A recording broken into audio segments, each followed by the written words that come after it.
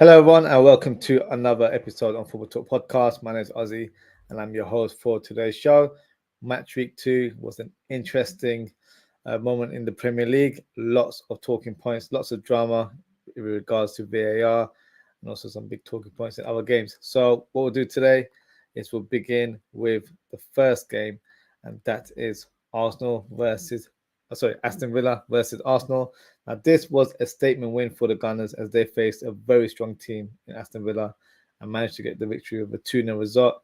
Arsenal started the game on the front foot with Saka almost scoring from the right-hand side, but former Keane Martin parries it away and shows his delight by flexing his muscles. But Villa had a clear-cut chance and should have scored, in my opinion, as Gabriel went to sleep as he received the ball. Morgan Rogers charges towards the defender and manages to lay it off to Watkins, who we're all expecting to bury from a few yards out, but he completely misses the target. Huge miss for the prolific striker. Then Villa produced another moment to open the scoreline where they were denied by David Raya. Initially, Onana's deflected shot hits the top of the bar. Then Watkins applies a diving header, the whole goal to aim at. But out of nowhere, Raya produces an unbelievable save to deny the England striker once again. But Arsenal were able to break the deadlock as super sub Trossard hits a shot towards the penalty spot and into the bottom corner. Not a lot of emotions shown in that celebration. Maybe a little message to the manager to suggest that he should be starting more often. And to be fair, I totally agree. I think Martinelli has fallen off drastically in the last year or so, and Trossard for me has been more impactful whenever he plays. So if I was Arteta, I would probably reward Trossard with a starting place in the coming games. And then Thomas Partey makes it 2-0 with his shot from outside of the box. Poor goalkeeping from Martinez, who got a strong hand to the ball but was unable to parry it away. So in the end, Arsenal were victorious. I don't think they destroyed Villa by any stretch of the imagination, but this would be the type of victory where Arsenal would probably drop points. And if they want to eclipse Man City to the title, these are the games that they have to win and it will make a big difference. There was a huge debate on social media with regards to fans discussing who's the better manager. Is it Arteta or is it Unai Emery? For the record, for me, Unai Emery is the better manager. In terms of his CV, he's won a lot more trophies and he's been successful wherever he's been. The only place he didn't get much success was at Arsenal, but I don't think he was given a fair opportunity and was dismissed prematurely. Arteta has been manager for 5 years now at Arsenal and has only won the FA Cup, but he joined the club mid-season and actually inherited Unai Emery's squad to win his first trophy as manager. Since then, he has made continued progression, but I'm going to put it out there. If Arteta doesn't win anything this season, is his job on the line as a manager? I think it is. Also, fans seem to be satisfied with just being relevant in terms of being part of title races, but where's the ambition to win trophies? Arsenal under Arteta always put their eggs in one basket with regards to just taking the league more seriously than other competitions. Maybe that approach needs to change, and because as it stands, he only has one trophy to his name, and he spent a bucket load of money, more than Jurgen Klopp, just to put into perspective. And we all know he won a lot more trophies than Arteta. But hey, it's a debate, so drop a comment and let me know your thoughts. Now, on to the next fixture. Manchester City versus Ipswich Town. And the Citizens managed to beat Ipswich Town in style with a 4-1 scoreline. But Ipswich Town looked like they were going to cause an upset as they opened the score sheet through Zmodic, who's through on goal, and somehow his effort rose into the goal in very slow motion, but it eventually goes past the goal line to give Ipswich Town the lead. Unfortunately, the lead didn't last for too long, as a few minutes later, Davies fouls Savinho inside the box. VAR reviews the incident and correctly awards a penalty for City. Erling Haaland steps up and converts the penalty with a calm finish. Savinho then plays an important role to make it 2-0 as he presses the goalkeeper Muric, nicks the ball off him and lays it off to Kevin De Bruyne, who slots it into the empty net to make it 2-1. And We got from bad to worse as Haaland is through on goal, but Muric completely misreads the run as Haaland goes past him with ease and hooks the ball into the back of the net. Great pass from Kevin De Bruyne to find the attacker. City were on the charge. They hit the woodwork twice through Rico Lewis and Kevin De Bruyne, but Haaland manages to claim his hat-trick as he turns and shoots from the edge of the box and beats Muric in the near post. Now, what a moment for the Norwegian striker. That's his 7th hat-trick in the Premier League season, and he's done it in 68 games, which is completely mind-blowing to me. What an amazing achievement. And for me, it won't be long before he tops the table.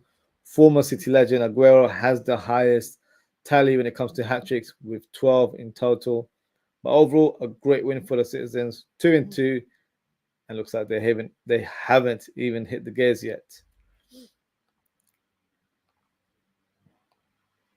Now, on to the next fixture.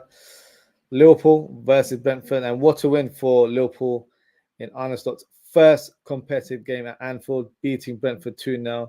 The game started with Brentford being the more aggressive team, pressing from the front and trying to cause Liverpool trouble, but it was the Reds who opened the scoreline. Great counter-attack from Jota, who threads the through ball towards Diaz. He's through on goal and smashes the ball into the back of the net with his left foot. Brentford had a chance in the second half to equalise, but Alisson makes an instinctive reaction to deny Collins from close range. Then Liverpool picked up their performance, started playing quick possession football in a high tempo, and that led to the second goal. Diaz cuts infield and threads the through ball to Salah, who's through on goal and finishes clinically to break another record. He is now above Robbie Fowler in Liverpool's all-time goal scorers. What an achievement for the Egyptian king. And then shortly after, Liverpool makes some wholesale changes, including Trent Alexander-Arnold being substituted for Conor Bradley. Now, the big talking point is Trent's reaction to coming off, because he looked a bit peed off about being substituted. Arne Slot had to sit next to him and try to calm him down, but Trent's reaction after Slot had left was quite worrying. He was cutting his eyes and looked even more frustrated. Now, I don't want to make a big deal out of nothing, but the energy seemed off there. It's probably just the annoyance of being substituted after having a good game. But what if Trent is not buying into Slot ball, or he just doesn't like Slot as a coach or as a person altogether? Maybe his head is in Real Madrid right now. Who knows? And I'll be honest, I am concerned about Trent's future at the club. And I have to add, even Virgil van Dijk. The comments he made in the post-match interview presented some doubts on his Liverpool future. Liverpool need to sort out these contract extensions and do it very quickly. But back to the game. 2 wins out of 2 for Arne Slot, 2 clean sheets, which is refreshing to see. And I'm really excited about this new brand of football. Some fans haven't bought into it as of yet, but Liverpool face Manchester United this weekend. So if Liverpool get the win, I'm sure some doubters will turn into believers, as Klopp would say. Now on to the next fixture. Big talking point of the week. Brighton versus Manchester United. Back to normal scheduling for Manchester United as they lose their first game of the season, and it's very early on in match week 2. United probably should have opened a scoreline through Amad Diallo. He had a fantastic chance, but unfortunately wasn't able to hit the target. Mitoma produces a lovely low cross in the danger zone to find former Manchester United striker Danny Welbeck, and he taps it in to give the Seagulls the lead. James Milner almost made it 2-0, but his shot was cleared away from goal by Dalot. Danny Welbeck has another chance to extend the lead, but he was denied by the woodwork. But Amad Diallo manages to get on the score sheet as he cuts inside the box, hits a low shot that's deflected, but rattles the back of the net to make it 1-1. Huge season for the young winger. I think if he stays injury-free, he will have a huge impact this season, as for me, he's a very talented player. But then moments later, United thought they took the lead as they hit Brighton on the counter-attack. Great cross from Bruno Fernandes, who puts the ball on the plate for Garnacho. He hits a shot. Unfortunately, OZZIE'S gets the last touch before it goes past the goal line, and therefore it was ruled out as he was in an offside position. So unlucky moment there. Some fans try to blame Zetski. I think I wouldn't blame him. It was a bit more of an instinctive reaction. I think he tried to get away from it, but if he's in that position, he has to do what he needs to do.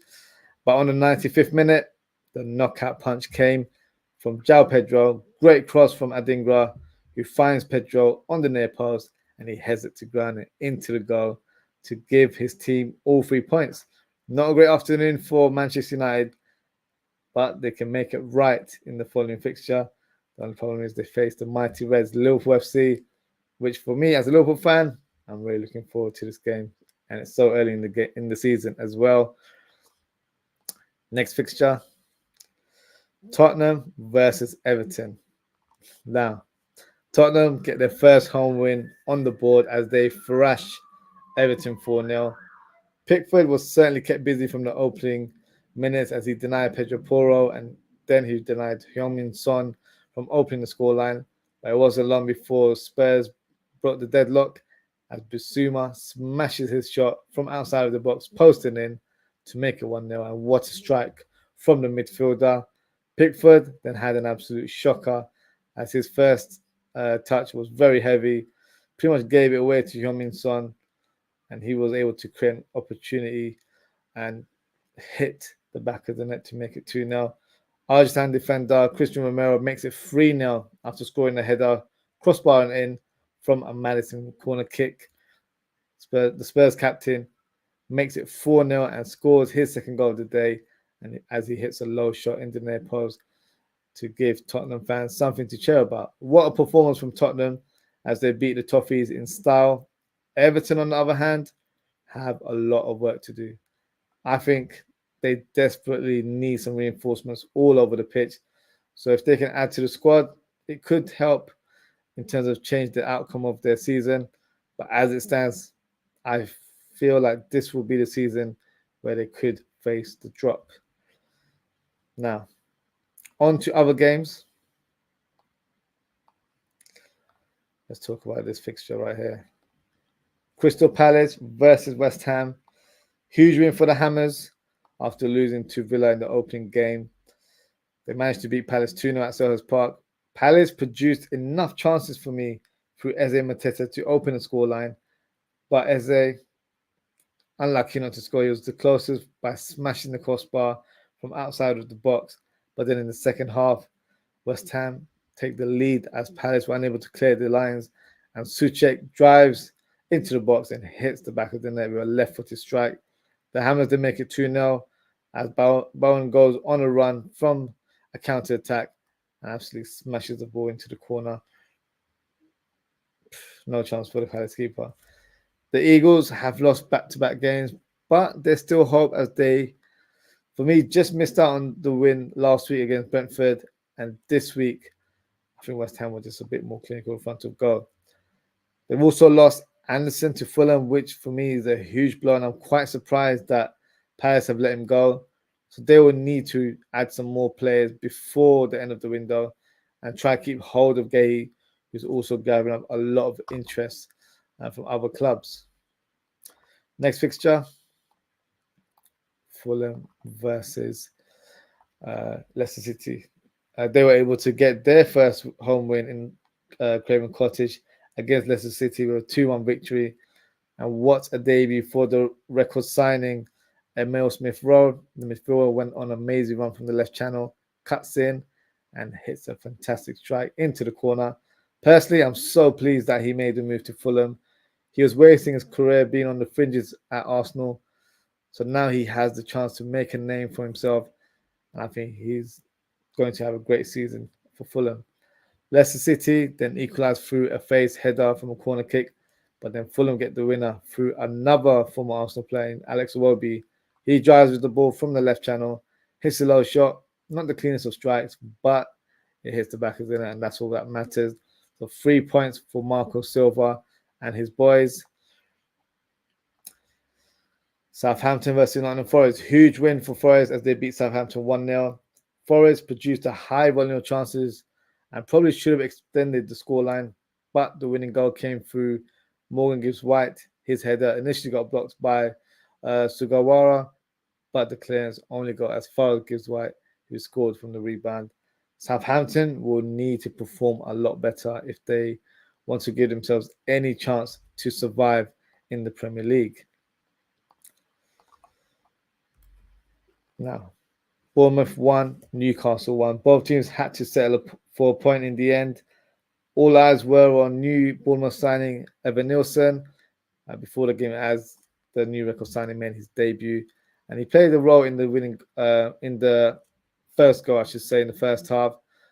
Newcastle had a lot of possession but were ineffective in the final third until the 76th minute when Anthony Gordon got on the score sheet to make it 1-1.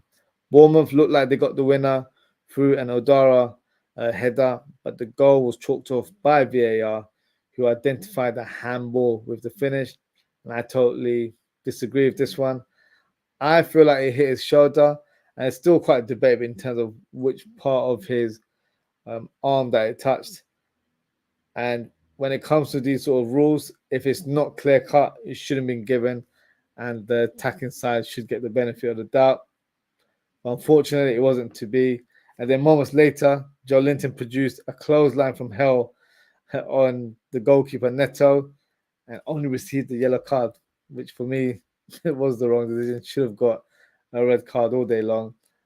So Bournemouth will feel like this was a missed opportunity, and also dropped points as they won the lead for most of the game, and also had a goal that was wrongly chalked off, in my opinion. Final fixture of match week 2, and whoa, what a scoreline that was. I bet Sky regret their decision of not making this game televised, as the UK fans missed out on this 8-goal thriller, and what a win for Chelsea.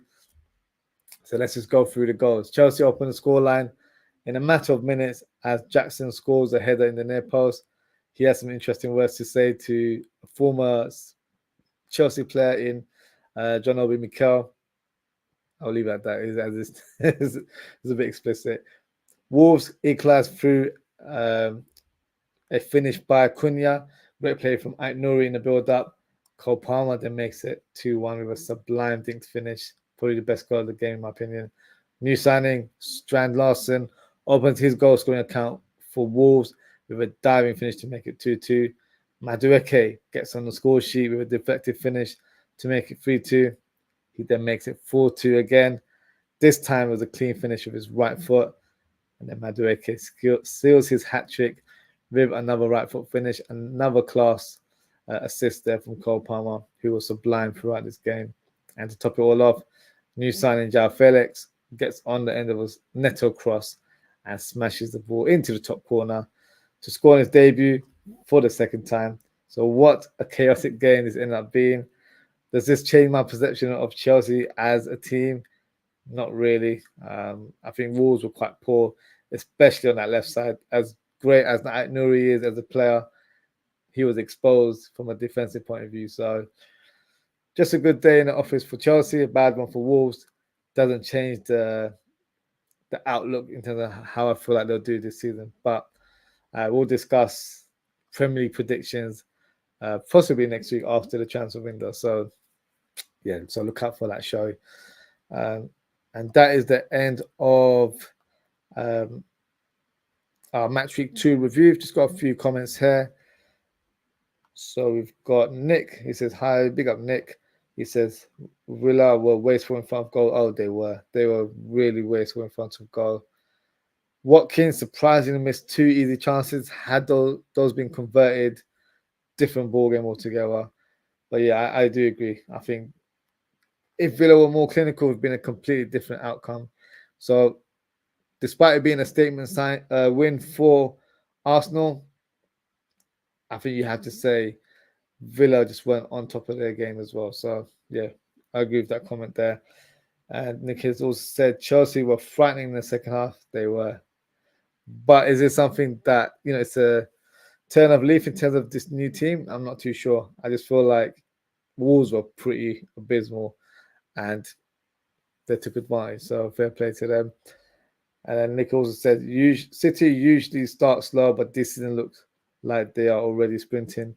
that is a concern. That's why I said earlier on, I feel like they haven't even hit the gears right now, but they look so comfortable in how they're playing. So it's not going to be easy. And I know fans are like, oh, this might be a season where they drop off a little bit. I'm not quite so sure. I think they look really strong. Re-signing Gundogan as well is a huge, huge signing and a huge blow for the league, because that's a serial winner right there. He doesn't need any sort of transition period at the club. He's been there, done that, and then he'll just start again. So, yeah. People say, oh, he's a lot older. He might not be the same player, but I feel like he'll be managed a bit better. He won't be playing week in, week out. And I feel like he can play to cover Rodri in certain games, or play as a midfielder. He can even play as a number 10. And, he's that guy that was more than capable of scoring important goals and clutch moments for the team. So there's nothing to say he wouldn't do that again in his second stint at the club. So, yeah, worrying signs for the rest of the teams in the Premier League. But hey, we're in match week 2. So let's see how the season unfolds for the rest of us. So before we conclude the show, it's only right that we announce the FPL Manager of the Week, and that goes to Melissa Morris. Her team is the normal one, and she managed to attain 107 points. And an unbelievable tally there, triple numbers already. So well done to Melissa. Great points tally. Really, really impressed.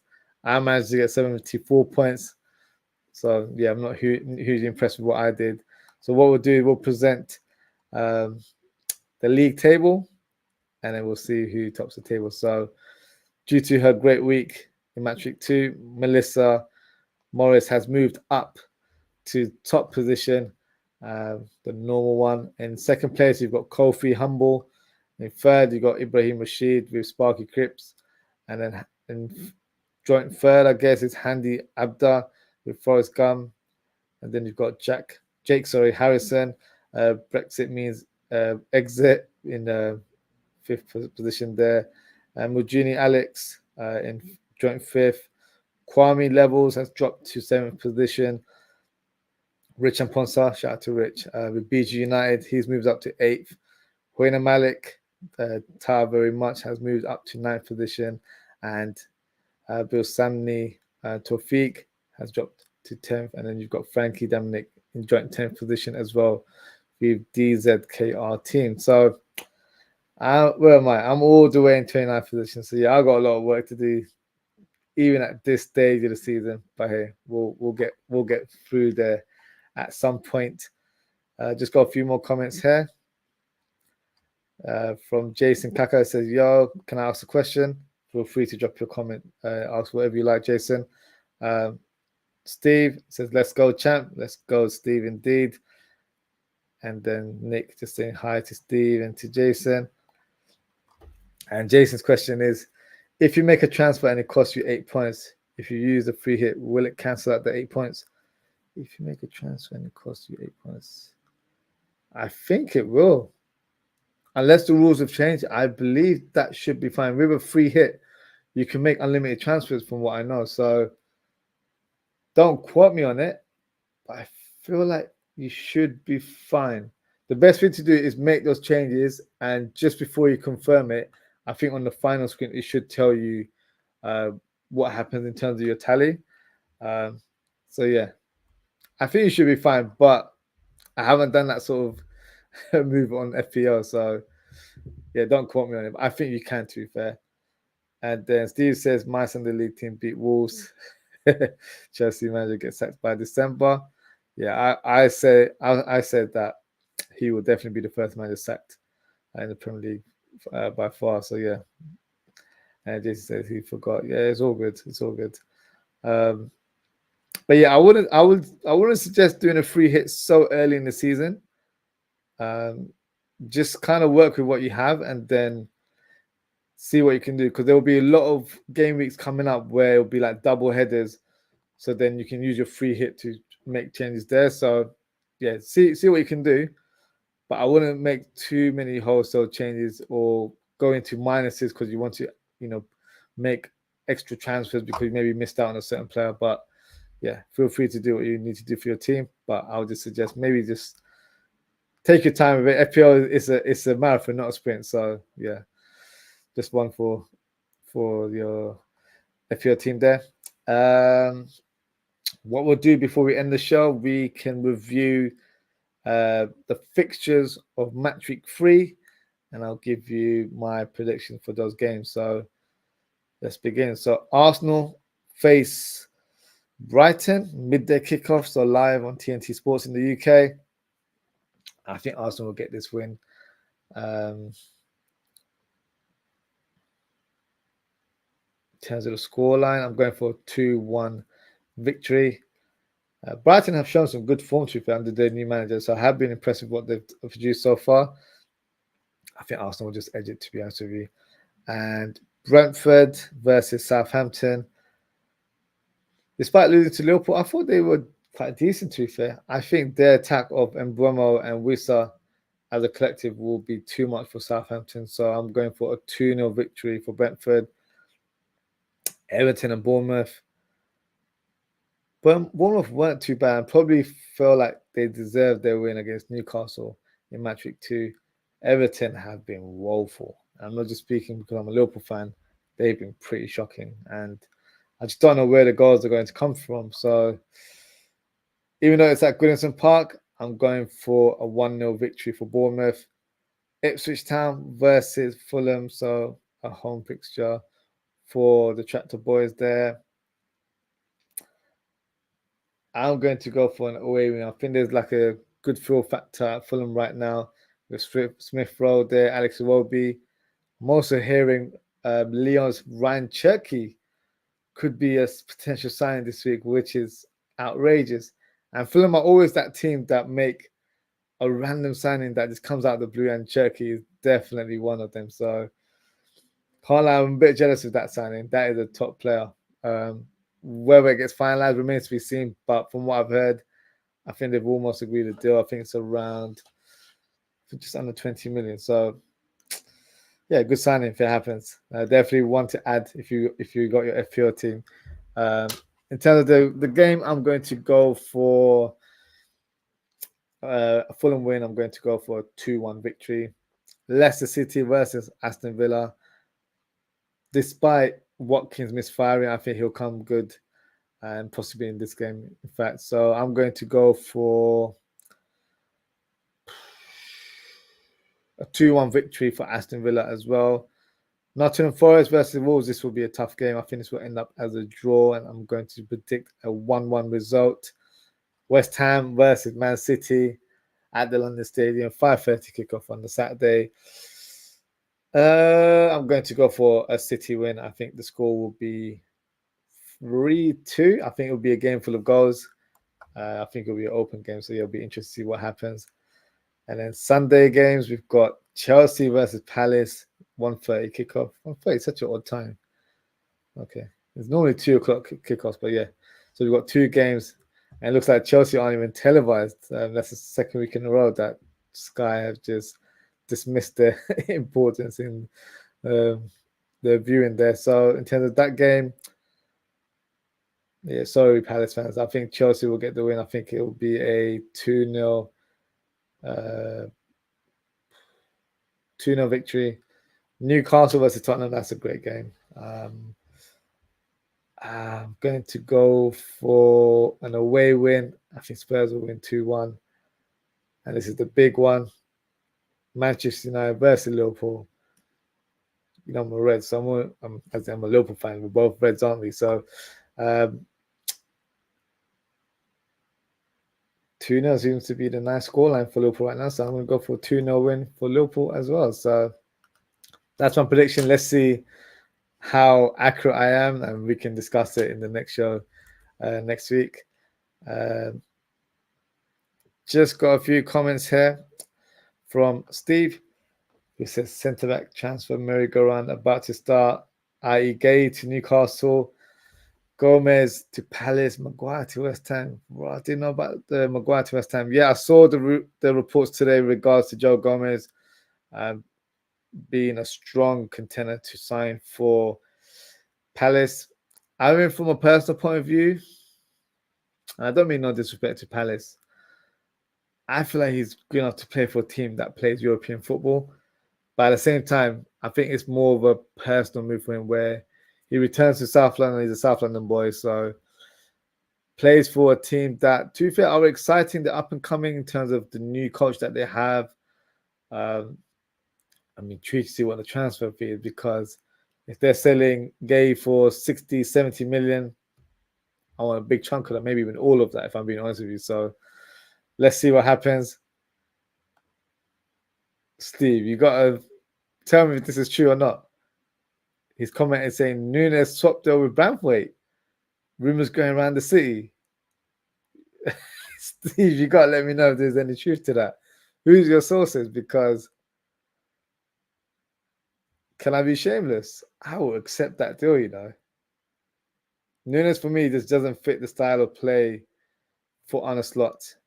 And I think Brentford would be a great signing. I don't see it happening. That's dreamland stuff right there. But yeah, that would be a crazy transfer if that ever happened. And he will say, rest in peace, Sven Goran Eriksson. Rest in peace, Sven. I'm really pleased in terms of our club, Liverpool, you know, allowing him to manage the team, the Legends game that we had not so long ago, just so he could, you know, achieve his dream of managing Liverpool, which was always his ambition as a manager, and Liverpool made it happen. So it was a nice moment from Liverpool. But yeah, very sad in terms of obviously his passing. I felt like he was an underrated manager. He was really good, especially his time at Lazio. And at England, he did his thing as well. Probably didn't get the respect he deserved. But yeah, always a sad loss. So yeah, rest in peace to Sven Goran Eriksson. Steve said City are interested in signing Eze and Gordon. I don't think they'll go for Eze now because they've brought in Gundogan. However, I know there were some rumors circling that they have been in negotiations with a midfielder before that Gundogan signing. So was that Eze? Potentially. The Gordon one, yeah, Liverpool fans are going to go through a meltdown if Man City sign Gordon. Do they need him? I don't think they need him. They've got Doku, Grealish.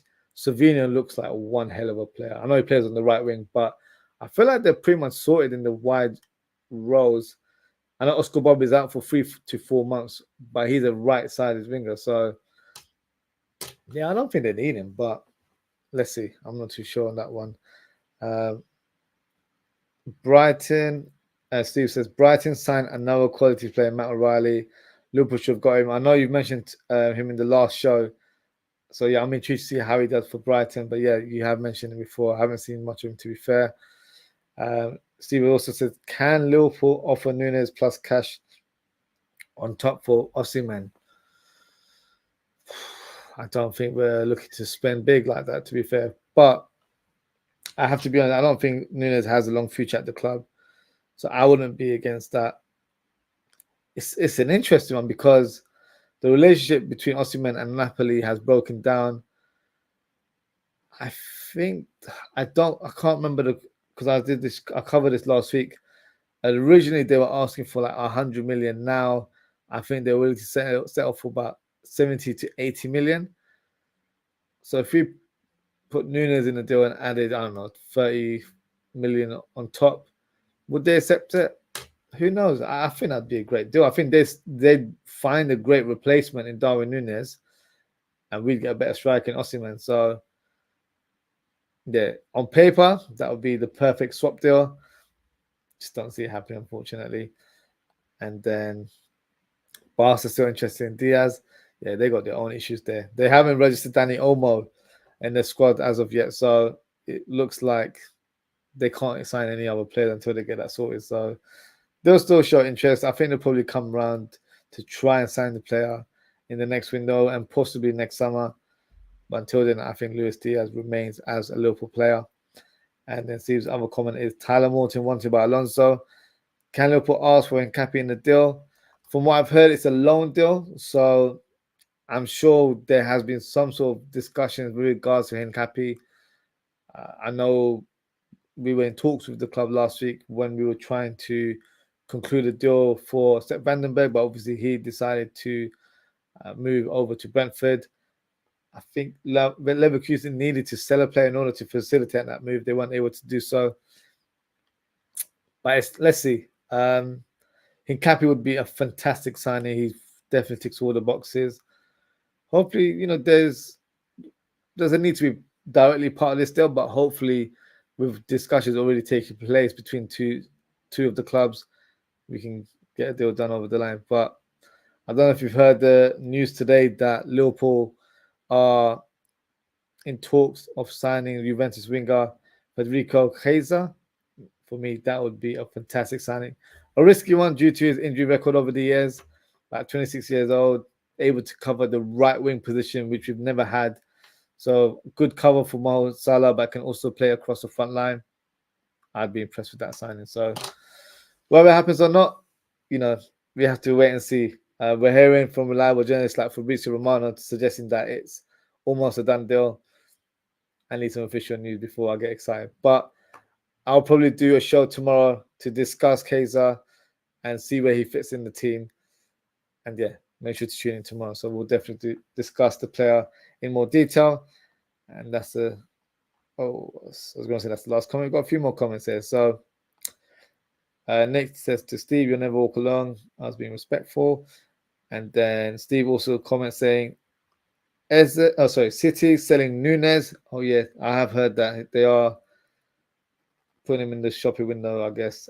Oscar Bob Savio. Savio's injured. Really? I did not know that. City want Eze or Gordon. I did not know that Savio's injured. Okay. How long is he injured that for? It must be a short-term injury because I haven't heard anything big about it. But Eze or Gordon for me doesn't even make sense because they're both left-sided players. And if Savio and Oscar Bob are out, that's the right side that needs reinforcement. So, yeah, I don't know. I don't know about that one, to be fair. Steve also commented saying, Coleman from Bayern, Arsenal want him. Interesting one, that one. I think they need a player to cover Saka on the right wing. Coleman can play on that side, but he's better, more effective on the left. And I feel like they've already got players there.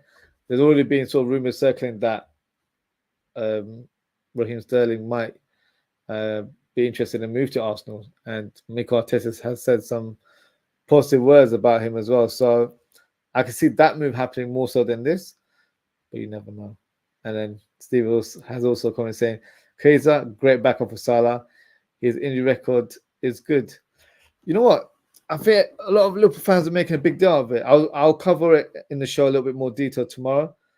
But his big injury took place around 2-3 years ago. Since then, he's had little niggles here and there, but nothing major for me or for anyone to suggest that he's injury prone as such. I just feel like he became slightly out of favor with his previous coach in Allegri, and then with the new coach Thiago Motta, I just don't think he fits in his plans. So for me, it's a benefit to Liverpool. A 15 million euro deal, which is 12.8 million pounds, is peanuts in this day and age. Even if this move doesn't work, it's not a big deal. Like, it's very low risk investment, in my opinion. Chelsea have just signed Neto, who cost them 50 million and has probably a far worse injury record, in my opinion. But we all know the quality of the player. So, look, I'm all for it. We've never had a cover for Salah on the right wing, and we'll finally have it. So I am not complaining. I think it's a good sign, and I mentioned it last week on our Liverpool Transfer Talk show. Steve says Hughes has signed the keeper. That's Mamardashvili. Yep. So signing for the future. Good signing. I'm not mad at that. I'm just hoping we can get a centre-back in and also a defensive midfielder. Not too much to ask, but that is just my opinion there. Steve says, Savio out for a few months. Oh, damn. Okay. Eze and Gordon can play both wings. With Eze, I feel like his natural position is as a number 10. Can play as a number 8 in a more advanced role and can play left wing. I've never seen him play on the right. I don't feel like that is the role that suits him. Obviously, he could be a makeshift player there, but that would be the wrong profile for me. Anthony Gordon, he's predominantly played left in his career. I don't think I've ever seen him play right either. So I don't think those would be the targets if they want to bring in reinforcements. It'll probably be some other players. I feel like more right-sided players. You could put Doku there on the right, I guess, and then one of these guys can go in. But then where does that put Jack Grealish in the team as well? So yeah, I'm not sure in terms of the profiles there, to be honest with you. But we'll soon find out. Where are we on? We're Monday right now. Transfer window closes in 4 days, so we'll get some more updates in the coming days. Fist pump there from Steve to Nick, and Steve says his injury record last year is very good. Yeah, it's not bad. I've had a look. He's had injuries where he's like 10 days out, just a few days. That's normal. That's not alarming.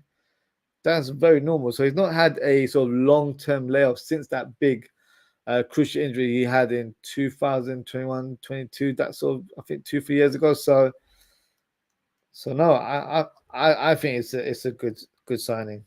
Richard Hughes did say in his first press conference that Liverpool will be looking at for opportunistic signings, and this, I feel like, fits the bill, and I'm all for it, to be honest with you. Steve says our new Cooper has been signed to be sold and made profit on. Becker here for 4 or 5 years.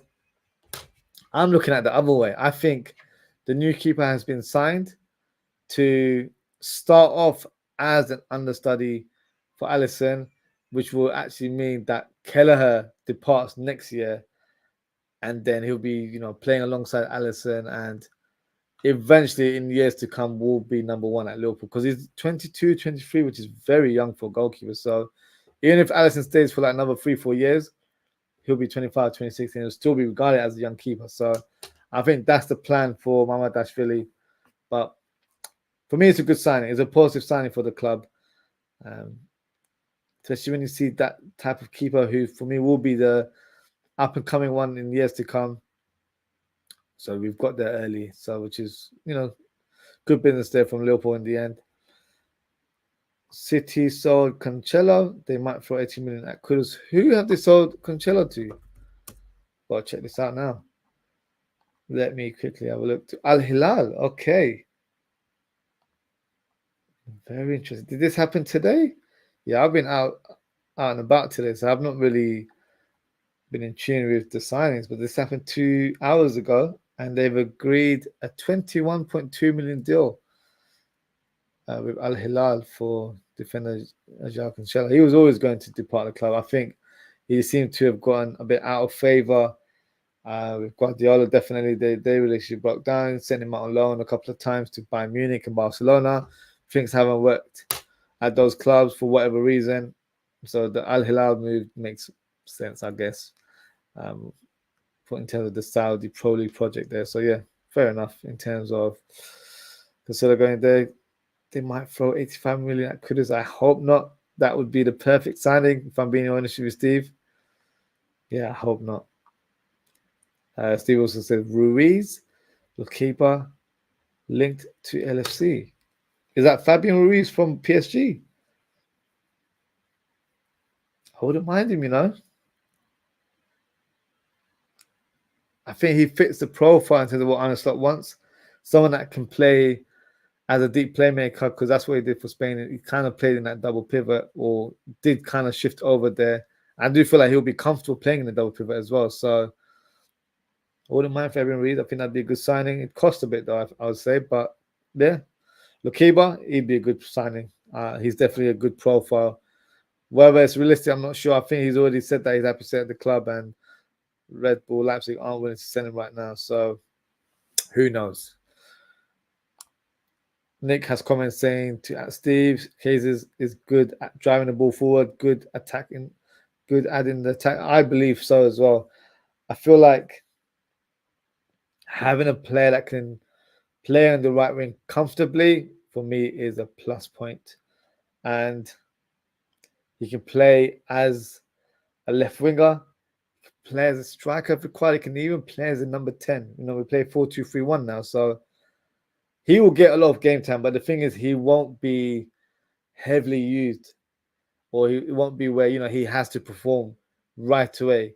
He can slowly get embedded to the team, and whenever Arnott thinks he's ready, he'll come firing into the lineup. But I feel like he adds so much quality to our attack. I feel like we probably had one of the best sort of attacking units in the league. I feel like he strengthens it even more. And this signing also allows Javier to play that number 10 role a bit more. That'll be his main focus. So he'll be competing with Sobozlak for that role. I think that's a good one where they'll rotate in games, or there'll be certain games where I feel like Javier might be suited in comparison to Sobozlak. So yeah, for me, positive signing, Kaiser. But not quite official yet, unless I've missed something. But yeah, I've heard a deal has been agreed. So yeah, looking forward to seeing that being presented as official news on the Liverpool website.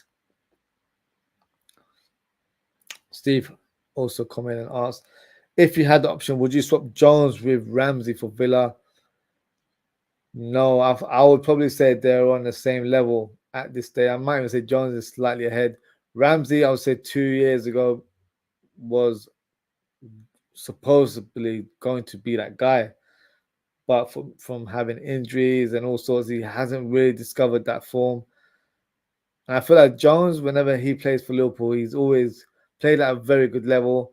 He's just been quite unlucky in terms of injuries. So for me, no, I would keep Curtis Jones at the club. I feel like he's got a great future at the club. And I feel like we are going to see him more as a backup for McAllister. So if McAllister's not available or not playing, I think Curtis Jones is the perfect player to take over that mantle there. I'm hoping we get a DM as well to cover Gravenberg and Endo. So fingers crossed. Steve says 100% to Nick with regards to Kaiser comment. I totally agree. Steve, you dropped a bombshell there. You said Arsenal want Hato. I know they were linked to him in previous months. I didn't know they were trying to sign him again. Why on earth are they signing him again? That doesn't make sense because they've got Calafiori, Gabriel. Now he's being greedy. So let Hato remain at Ajax or let him come to Liverpool because I think me and Steve were big fans of Hato, and yeah, hopefully we see him at Liverpool as a Liverpool player one day. Not at Liverpool because I don't want him to come as an opposing player, but hopefully he becomes a Liverpool player one day. Steve was also coming asking, would you take Osimhen for LFC if you had the chance? 100%. 100% I'd take Osimhen. I think he's a very intelligent striker. I feel like he would fit the bill perfectly at the club. And yeah, I think he would add that killer instinct front of goal that we've lacked. I don't think Darwin Núñez has that in his locker. I don't think he has the patience or the clinical ability to be a consistent goal scorer. He's quite chaotic in front of goal. Sometimes doesn't pick the right shot when he's in front of goal as well. So for me, I just don't feel like he suits our style of play. And maybe the Premier League is a bit too quick for him as well. So the Osimhen, I think, would be a fantastic sign if I had the chance to sell him. Would you sell Jones if an offer of 35 million came in? Now I wouldn't accept 35 million for Jones. If Jones was to be sold, I'd want a lot more. Midfielders are going around for like 40, 50 million. So I feel like that'd be the range I'd look at. But I wouldn't want to sell any more midfielders. We need more added to the squad rather than selling the player. Otherwise, we won't have any midfielders whatsoever. Steve also asked, if offer came in for Robbo, you sell or keep? For this season, I will keep. But I think next season, in terms of next summer, it will definitely be a position that will need reviewing. I think a left back will be a priority position next summer. But this year, I will keep Robbo due to his experience. And he produced a good performance against Brentford as well. So I feel like there's still a player there that can do a job for the team. I think next year we'll probably have to sign someone that would be viewed as his long-term replacement. So I think that will be addressed next summer. And Steve's comment is, this week we find out if FSG are going to offer Trent, Van Dijk, Salah market value contracts. Let's see. I don't know if it will be this week, but it'll be a thing where I think in the coming weeks we'll know what this position is at the club. I'm not getting good vibes with regards to Trent or Van Dijk. Salah, I feel like Salah wants to stay, but it remains to be seen if Liverpool are willing to increase his contract terms. Who knows? I think Salah would be just willing to get a contract extension with the current terms. That's how much he loves Liverpool. But I don't know. At this stage, if I had to pick one player I feel like will stay, it is Salah. But having said that, the Saudi move seems like could happen as well. I just don't feel like he's ready to leave Liverpool or the Premier League. I feel like he's got so much to give. That Saudi move will be there in years to come. He can be like in his late 30s and still kill that league without a shadow of a doubt. So for me, that's not a move he urgently needs to go on and make it happen. I feel like for Liverpool and for Salah, it would be best if he stays at the club. But we'll see. We'll see. Who knows? Who knows? See, also says Henry has arrived in Liverpool with his checkbook. Players being signed. Let's see. I know I saw him at the stadium yesterday. Hopefully stays until the rest of the week to watch the United game. But yeah, hopefully he has brought his checkbook because it's been quiet from the incoming point of view. Whether we add more players remains to be seen. Looks like Kaiser could be that first one through the door. Who knows? We'll see. Steve is also coming saying Salah can go to Saudi when he's 400 years old. Look, he can go whenever. That contract, that move will always be on the table for him. He is a huge figure in the Arab world. So they don't need to sign him right now. They can sign him whenever. I think whenever Salah is ready to go, he'll go. And then it will be the Saudi Pro League where he joins. And regardless how old he is, he'll make a big impression there. So for me, yeah, it's not... it all depends on Salah in terms of what he wants to do. I think he wants to stay at the club at Liverpool. I think he wants to remain. And I think he wants to retire at the club. That would be my inkling in terms of what he wants. And he also said Salah still wants to break records at Liverpool. He's breaking records on a weekly basis now. It's getting a bit silly. But no, you're right. And I feel like he feels that pride when he beats those records as well. It's not just, oh, okay, fine, a broken record. He really sort of enjoys that moment. When you speak to him about an interview, he's got a big grin on his face.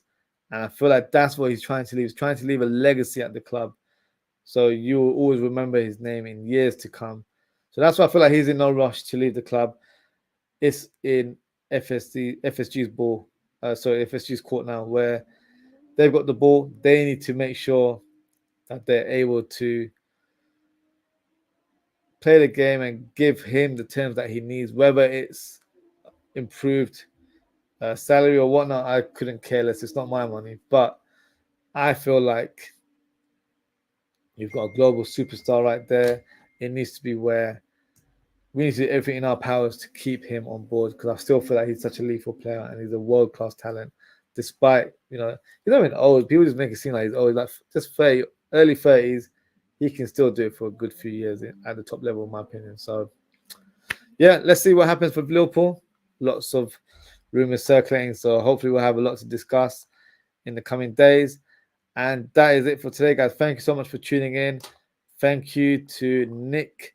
Thank you to Steve. And thank you to Jason Kaka for your comments. Appreciate your engagement as always, guys. If you haven't already, please don't forget to like, comment, share, and subscribe to the channel. In terms of upcoming content, yeah, lots coming your way. So tomorrow, I'll be doing a transfer talk show to cover all of the latest rumors circulating. I might do an exclusive Chiesa episode as well. On Wednesday, I'll be doing a Liverpool transfer talk show. Hopefully, some more rumors circulating, maybe some more official news. Who knows? And then on Thursday, I'll be doing a match preview of Manchester United versus Liverpool. So yeah, make sure to hit the notification so you know what time I go live. And yeah, lots of content coming your way, guys. So thank you so much for tuning in. Take care, stay safe, and I hope to see you all very, very soon. Goodbye.